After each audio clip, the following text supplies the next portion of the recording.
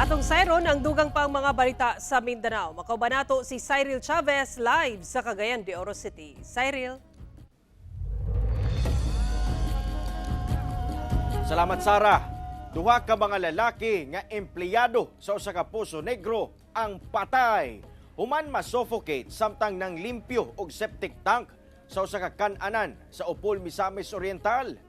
Ang detalye sa report ni James Paulo Yap. Patay na dihang nadalas sa Upol Rural Health Center ang duha ka mga empleyado sa usa ka Poso Negro.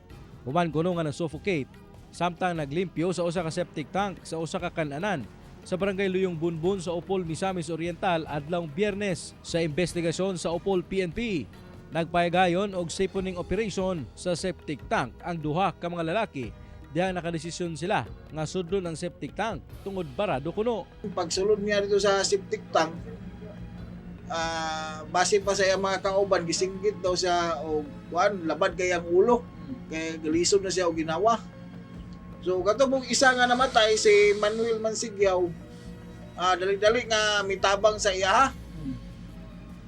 So pag sulod ni Manuel, imbis niya luwason tong si Alimar nga una ni misulod, dili na sila kabalik og saka kay nangaluya na sila kay tungod sa nasupukit na sila. Misuway pa og tabang ang igsuon sa usa sa mga biktima apan gipugngan kini sa mga personahe sa itiri. Daling miresponde ang mga personahe sa BFP Upol aron pagluwas sa mga biktima apan dead on arrival na kini sa Upol Rural Health Center.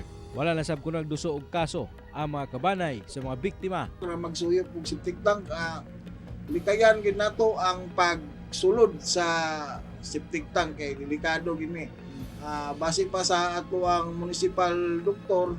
Kauban si Makoy Sempron, James Paulo Yap, 1 Mindanao.